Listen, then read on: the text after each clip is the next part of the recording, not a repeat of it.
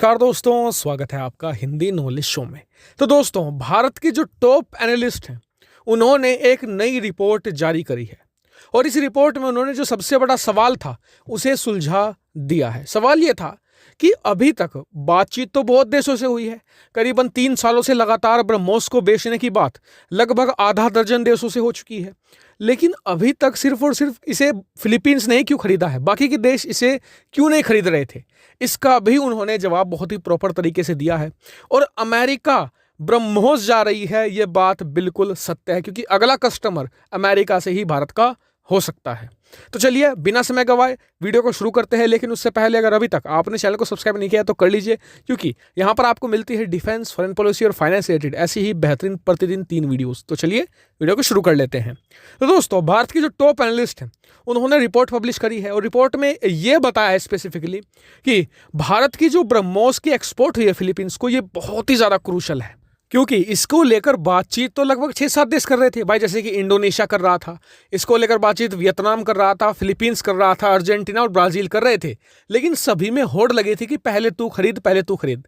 उसका कारण भी जेन्युइन है। देखिए, अभी तक ये देश जिससे हथियार खरीदते थे या तो वो रशिया हुआ करता था या अमेरिका हुआ करता था, या फिर छोटे मोटे हथियार यूरोप से भी खरीद लिया करते थे। ऐसे में ये एक रिलायबल प्रोडक्ट था, इन्हें पता था कि ये कैसे काम करेगा।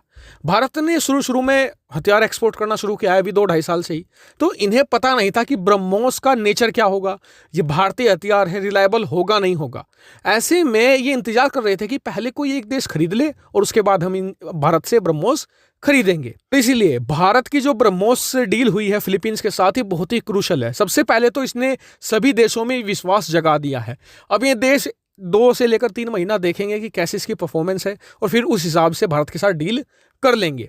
लेकिन साथ ही ये भी एक्सपर्ट बताते हैं कि ब्रह्मोस की एक्सपोर्ट ने भारत की जो जियोपॉलिटिकल पावर है उसे बहुत ज़्यादा बढ़ा दिया है। भारत को अब एक रीजनल सुपर पावर के तौर पर देख रहे हैं छोटे देश, खासकर कि वो देश जो चीन से परेशान थे, क्योंकि ये अब धीरे धीरे भारत के हथियारों के कस्टमर बनने जा रहे हैं। क्योंकि पहले या तो ये हथियार खरीदते थे रशिया से जो इतने रिलायबल नहीं थे, या फिर अमेरिका से जो बहुत ज़्यादा एक्सपेंसिव थे। तो ऐसे में भारत इनके बीच कहीं ठहरता है, जिसकी क्वालिटी भी अच्छी है और हथियारों की प्राइस भी कम है।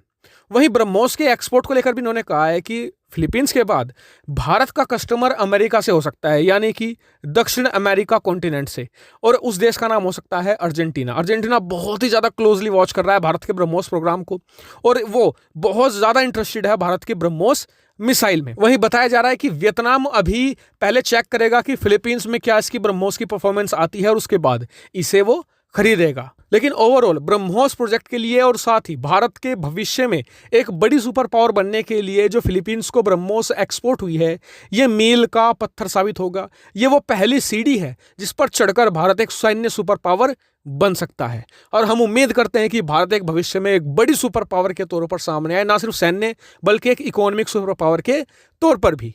आपका क्या कहना है इस पर कमेंट करके जरूर बताएगा। साथ ही वीडियो को शेयर कीजिएगा और चैनल को सब्सक्राइब करना बिल्कुल मत भूलिएगा। Thank you for watching video.